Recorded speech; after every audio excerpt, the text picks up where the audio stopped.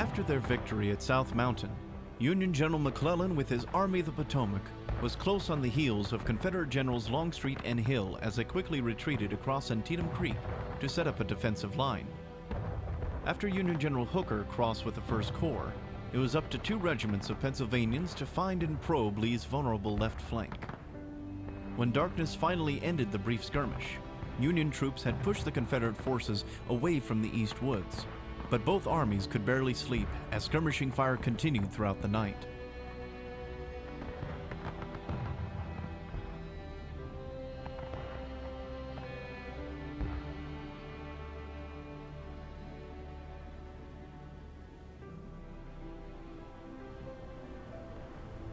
As the next morning dawned, however, the Confederate and Union troops stirred from their slumber for the action to come. The unending skirmish fire erupted further into proper battle as lines of infantry and batteries of artillery added to the cacophony. Just west of the East Woods lies the cornfield owned by the Miller family, and by 6 o'clock on the morning of the 17th, the veteran troops of the Union Iron Brigade would advance from the North Woods and through the cornfield into the open fields to their south, right into a withering fire.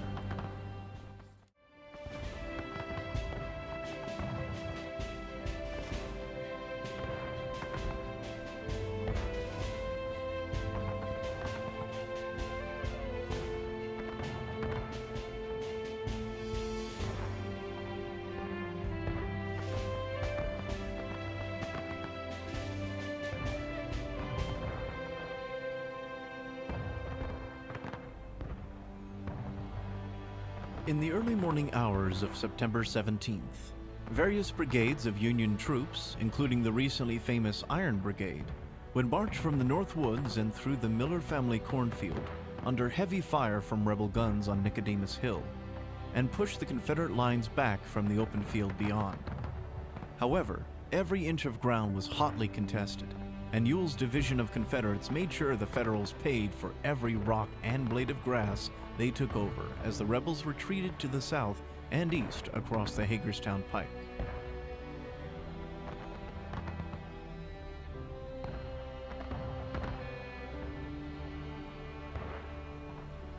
The Federals would continue their drive towards the whitewashed Dunker Church, which became Hooker's goal for the Union 1st Corps to reach. But where General Hooker believed he was flanking the entire Confederate left, he was instead facing the staunch defense of 3 divisions who awaited the Federals' arrival with grim determination. On the Union side, Ricketts, Meade's, and Doubleday's division would march over 600 yards while slogging through heavy rebel fire to try and reach the church, but they would need to clear out the defenders along the pike first.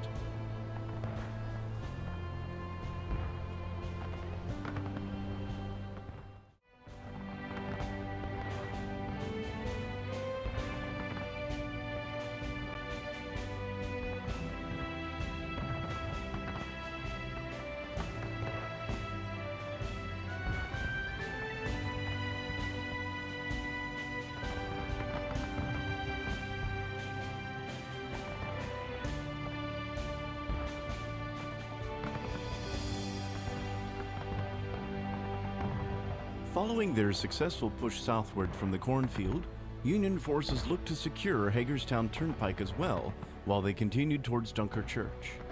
Facing them were 2 Confederate brigades under Generals Stark and Taliaferro, the former of which included the fierce Louisiana Tigers. The Union's Iron Brigade would bash against their savage defense before the rebels were forced to retreat back to the West Woods to their southwest.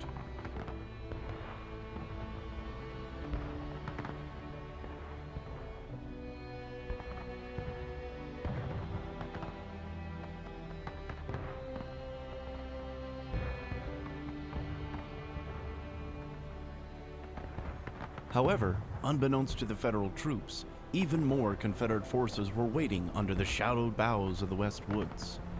The hungry and tired Texans, Georgians, and South Carolinians of Wolford's brigade, who had set up some breakfast fires in the hope of a quick meal before battle, were instead roused by the orders of their officers back into their battle lines. Soon, they would march northward to the sounds of gunfire and screaming carnage on the other side of the chilly, shaded tree line. walked back towards a lonely cornfield that still had more death in store for its tilled ground.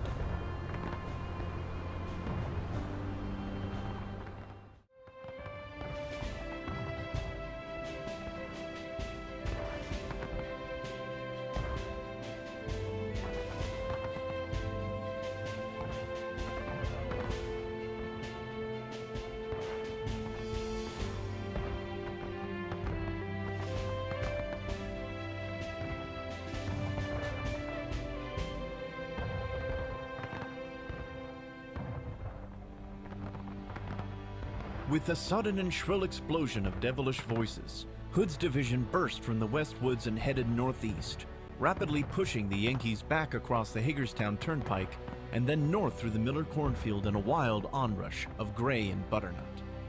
Wolfert's Confederate brigade would almost reach the northern boundary of that cornfield in their advance, but they extended too far and became flanked on three sides by artillery and infantry, which cut man and cornstalk down in equal measure in a hail of lead and smoke.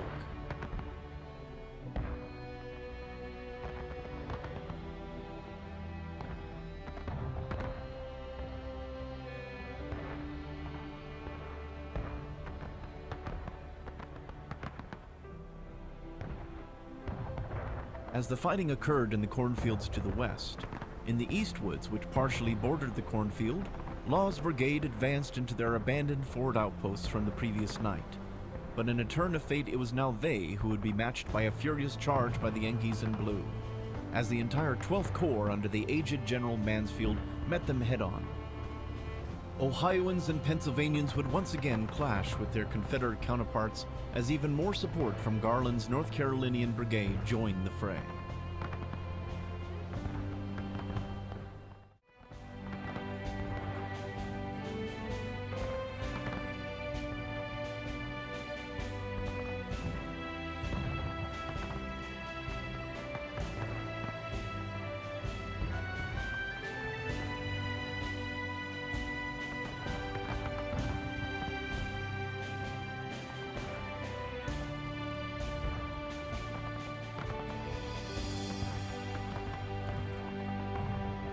Approximately 20 minutes after beginning their push from the west woods, most of Law's brigade were able to get through the woods with only the paltry defense lent by the 10th Maine to stop them. However, down the Smoketown Road came General Mansfield, who rode at the head of over 8,000 men of the 12th Corps, though the general would be shot in the chest by rebel sharpshooters as he surveyed the situation. Yet his corps would continue to advance inexorably southward, also with the church and the bellowing rebel cannons in front of it as their target, while shattering Law's rebel lines before them.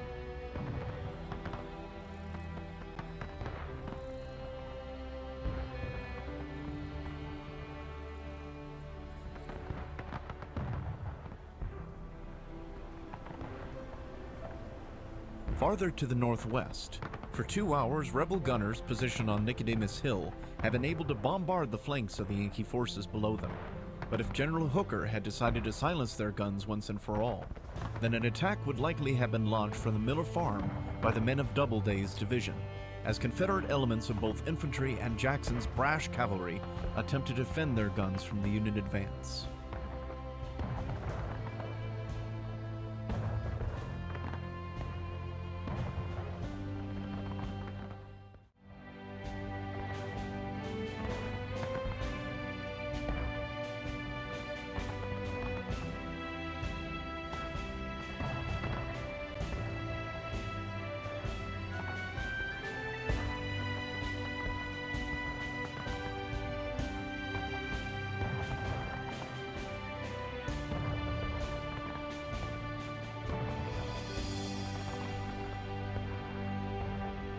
The Nicodemus farmstead suffered little structural damage during the battle, despite the immense amount of shells which screamed a deathly whine above it from the exchanges of counter-battery fire between the Confederates on Nicodemus Hill and the Union artillery stationed en masse at the Joseph Poffenberger farm just above the North Woods.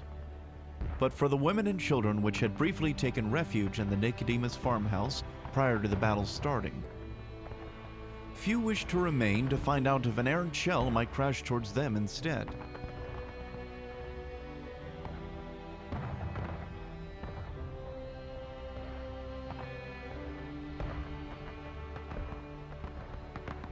However, during the battle, General McClellan placed a higher emphasis on pushing south towards the town of Sharpsburg. While the 1st and 12th Corps were gaining ground again down the Hagerstown Pike and from the East Woods, it was Sumner's 2nd Corps of Lincolnites that were next to enter the fray. Yet awaiting them were 3 understrength brigades of Confederates in an old sunken farming road, which would soon become an open grave for thousands of bodies, and would be known as Bloody Lane.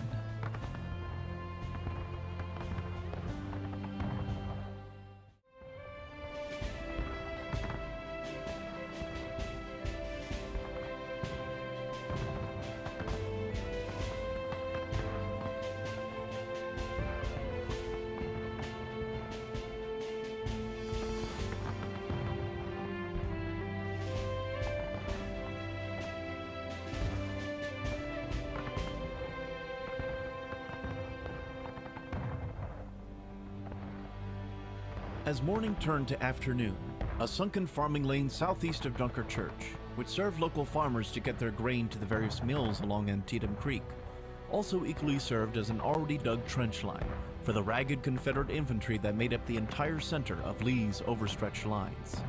Despite inflicting terrible losses on several brigades of Green Union troops, the Confederates inevitably broke and ran to the thin reserves holding at General Longstreet's headquarters at the Piper Farm, where Longstreet and his staff themselves were forced to man a cannon to cover their retreat and attempt to hold the line.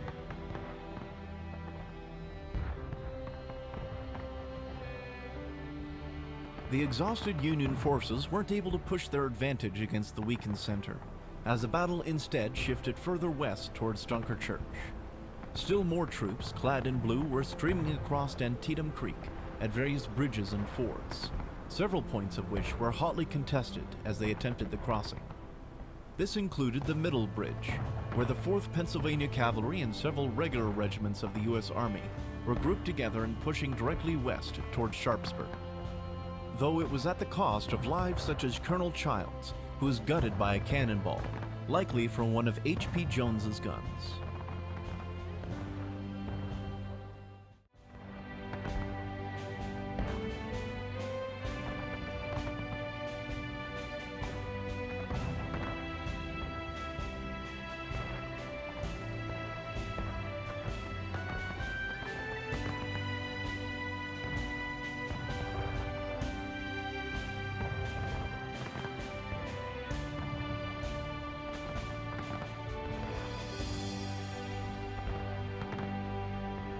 The idyllic Antietam Creek was an important waterway which powered a number of grist mills for the wheat and corn grown in the area.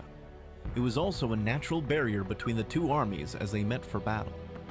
Thus, one of the logistical and strategic hurdles for General McClellan to consider was how to get tens of thousands of men, horses, and cannon across in time to engage against Confederates.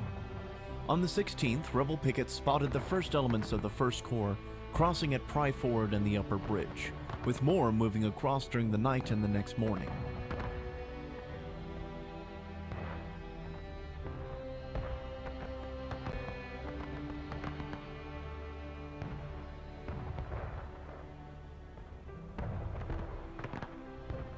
Of course, not all actions could be done with impunity, and some light skirmishes occurred on both days as the armies vied against each other.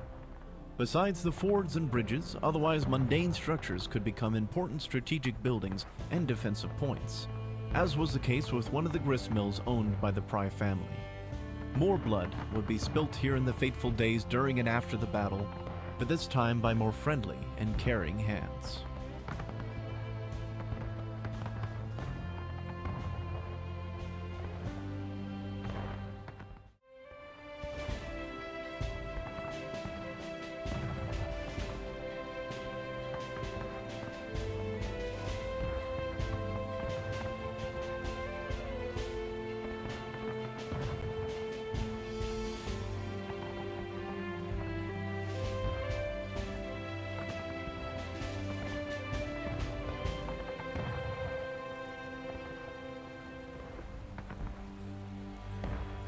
The Pry Grist Mill had originally been built in 1820 by Samuel Hitt with 2 stories and even diverted the main road to specifically pass by. 2 years after it was purchased by the Pry brothers, in 1850 a fire burned down the wooden upper story, which they replaced with brick and built even higher. During the Battle of Antietam, it was chosen by General McClellan's medical director, Major Jonathan Letterman, as one of 7 field hospitals as part of the new system he had devised and implemented the previous month to treat the immense amount of wounded that would quickly fill the fields and forests around the mill.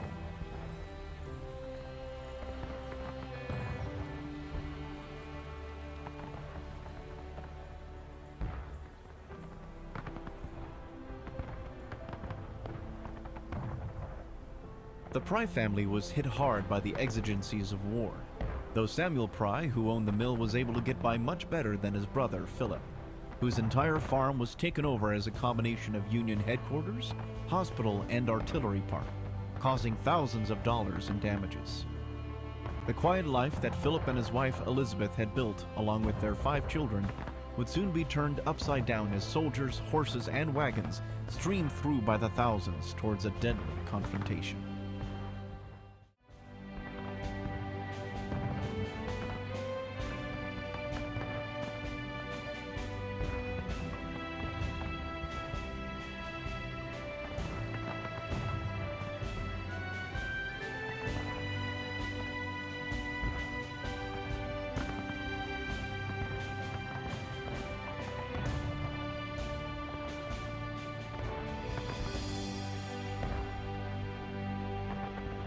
Philip Pry had built his farm with the help of his brother Samuel from the ground up in 1844.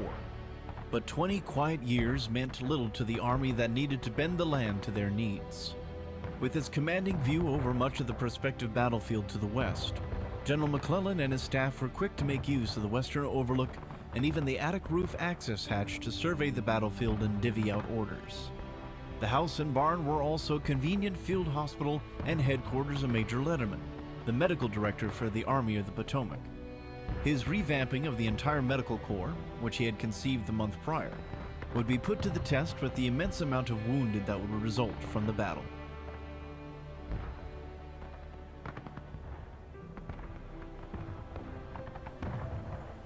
More yet were sure to come as Union forces headed next into the West Woods, a disjointed polygon of woodland that divided the old Mary Grove Locker land tract and the Mumma and Miller farms. The Union 2nd Corps under General Edwin Sumner had crossed over Antietam Creek and joined the fray. But as they marched toward the burning Mumma farm, Sedgwick's 2nd Division suddenly became isolated when General French became confused on which direction to go and mistakenly took his division south, leaving Sedgwick vulnerable and alone as the trees enveloped his men, many to never return.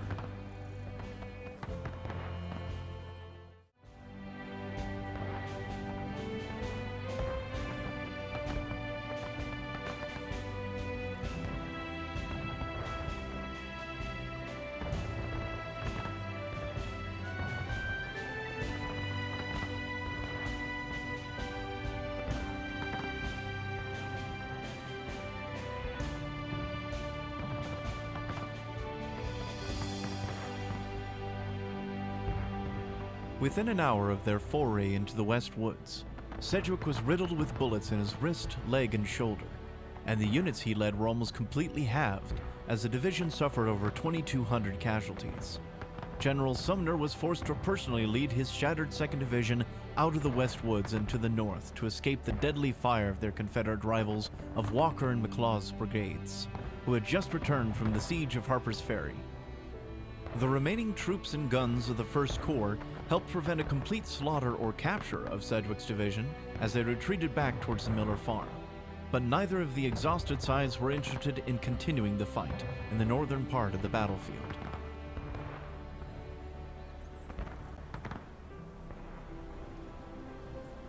As the noonday sun crested in the sky, a fresh division under General Greene of Mansfield's 12th Corps had arrived through the East Woods to finish the work of their predecessors, and would soon feel the buzzing of shot and shell about them as the church loomed. Despite taking elevated casualties due to deploying to the field initially in a column formation while in easy range of rebel guns, the Union troops ably pressed on. They marched directly towards the particular guns of Captain Henry Carleton, which awaited the Yankees like a hungry mob.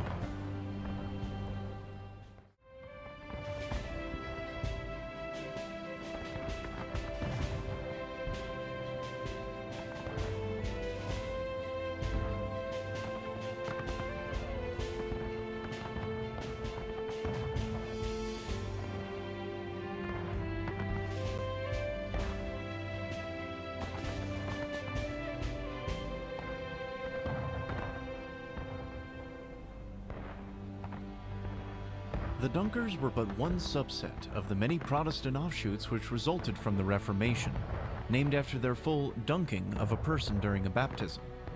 Many of the adherents had fled to the United States in the decade following their founding in 1708, and in 1851 the Muma family had donated a portion of their land for the church to be built upon.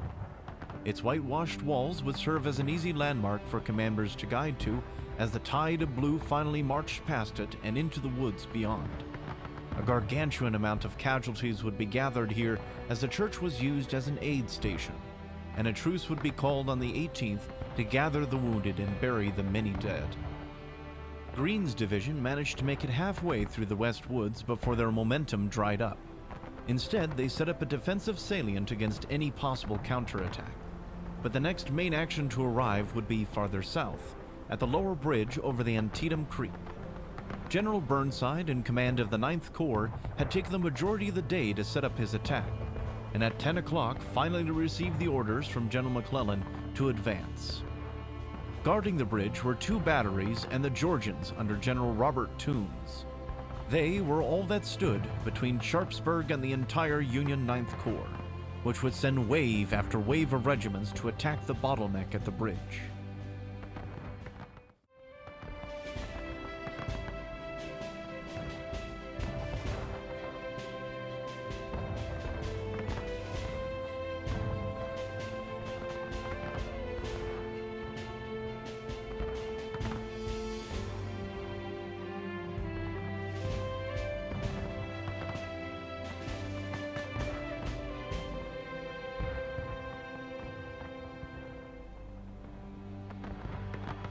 After many hours of fighting, the tenacious Georgian defenders that had dug in on the hillside overlooking the old Rohrbach Bridge had managed to almost hold out with only a fraction of the numbers sent against them. But it was the twin regiments of the 51st New York and 51st Pennsylvania that finally managed to push across. As reports came to General Toombs of Union forces from Rodman's division also crossing at Snavely's Ford to the southwest, Toombs had to make a galling decision lest he be overrun. The Confederates finally were forced back towards Sharpsburg, though it would take even more precious time for General Burnside to get his forces across the Antietam.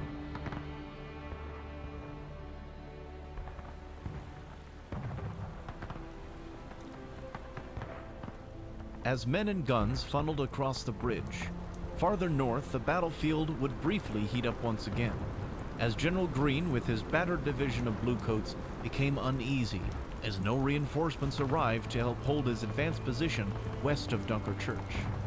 His unease became justified as a horde of screaming Confederates pushed him and his men out of the woods and back across the open fields to the east. While most of the Confederate forces preferred to stay under the protective cover of the tree line rather than face the many Federal guns shooting at them, 2 regiments under the inexperienced Colonel Cooke advanced almost to the charred doorstep of the Muma farmhouse once again.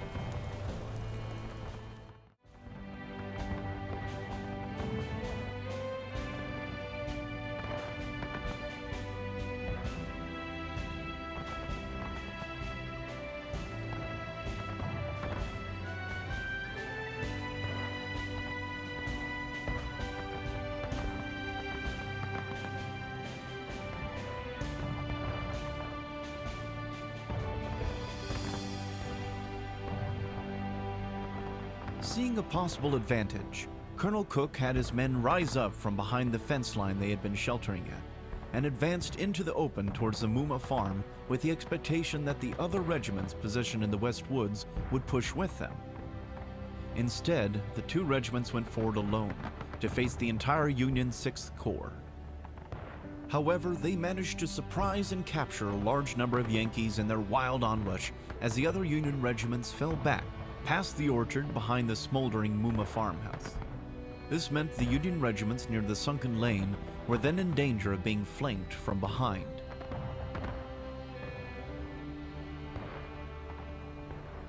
Yet as these events occurred, more fighting also occurred farther south, as General Burnside attempted to consolidate his position on the other side of the Antietam Creek.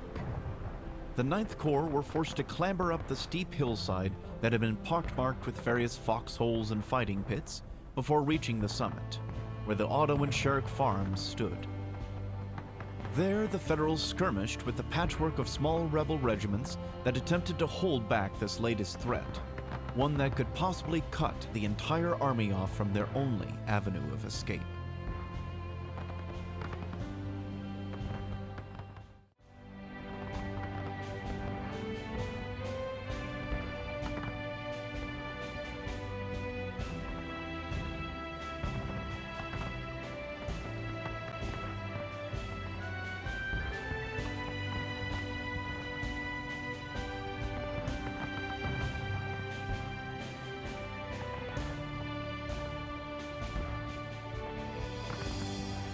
In 1831, the widow Margaret Hams sold her Mount Pleasant property in 2 lots, one to Joseph Sherrick and the other to John Otto, who became fellow neighbors and parishioners at Dunker Church farther north.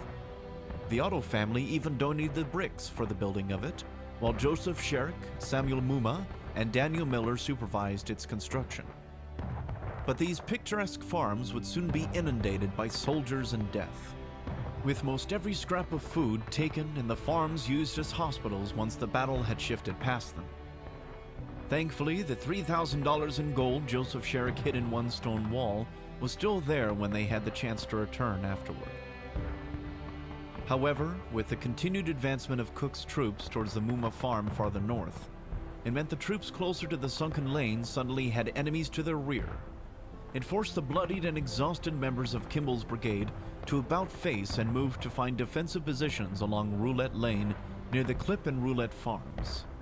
The cornfields to their new front were teeming with rebels that had already wreaked havoc among several Union regiments as they charged pell-mell across the open fields between the Dunker Church and Muma Farm.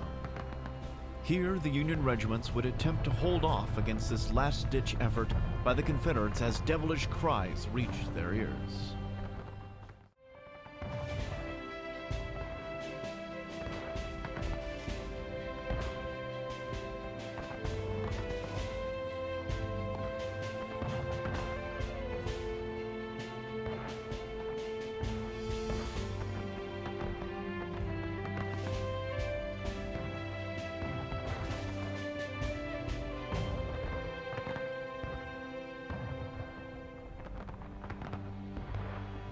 The area that was the Roulette Farm had originally been owned by the Miller family before the death of John Miller IV, whose widow Anne would sell it to her stepsister's husband, a gentleman named William Roulette.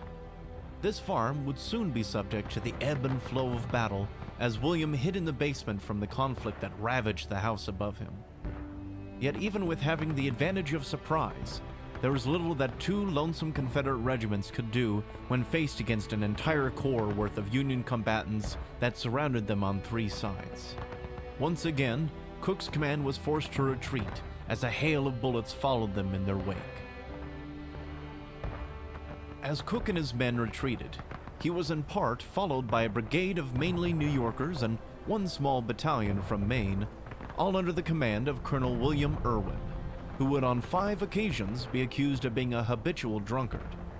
After a desultory and failed advance against the Confederates in the West Woods, by 4 p.m. the men of Irwin's brigade had found what cover they could in the swales of the open ground between Dunker Church and the burned Muma Farm. Yet as fire from sharpshooters and Confederate guns alike whistled and screamed over their heads, Irwin would give a command that would prove disastrous to the understrength 7th Maine.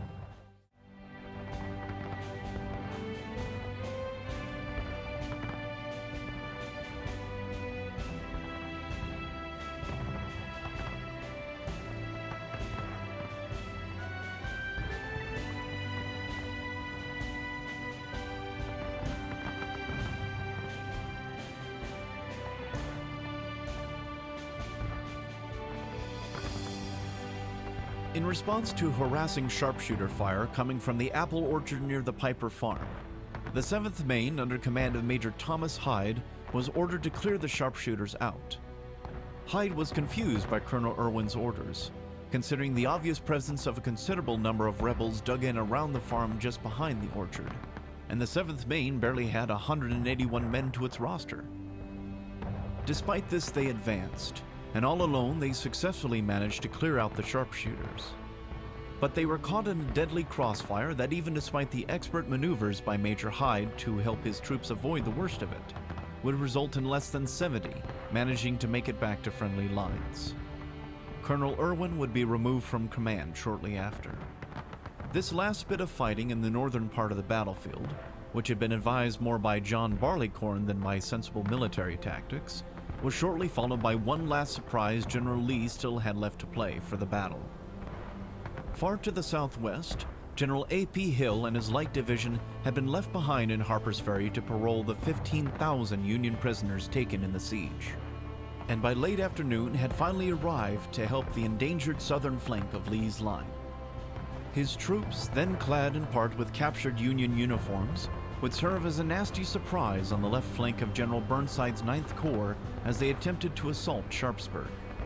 It would be a bloody revelation for several New Englander regiments.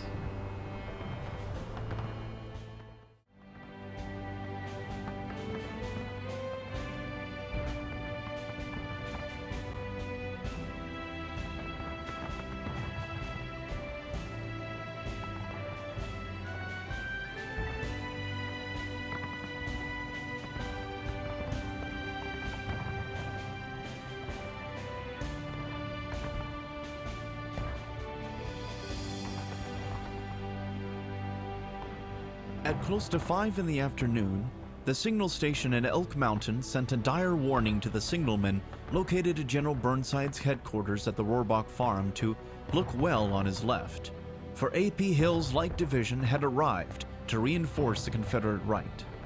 Where the 9th Corps had managed to almost reach the outskirts of Sharpsburg, they were instead forced back to the ridgeline overlooking Antietam Creek due to the sudden onslaught. While some preparation had been made, the sheer force of Carolinian infantry and batteries of artillery were too much to bear for the tired Union forces, and with the retreat, it was the end of the battle as the evening light closed on the bloodiest single day of the war. Over the course of a few hours, almost 23,000 men would be dead, wounded, or missing from the Battle of Antietam. Following a brief truce to collect the wounded and bury the dead on the 18th, General McClellan expected further battle to take place, only for General Lee to leave his campfires burning overnight as his army slipped away to cross the Potomac at Shepherdstown. While some elements set to find the Army of Northern Virginia would eventually engage his vanguard on the 19th and 20th there, Lee was still able to retreat back into Confederate territory. Antietam was proclaimed a Union victory, and enough of one that President Lincoln could announce plans that for all those living in bondage in the rebellious states, henceforward shall be free. Yet the war would continue on for another grueling 3 years, and this hard-fought battlefield, its streams, hillocks, and woods, would not be the last.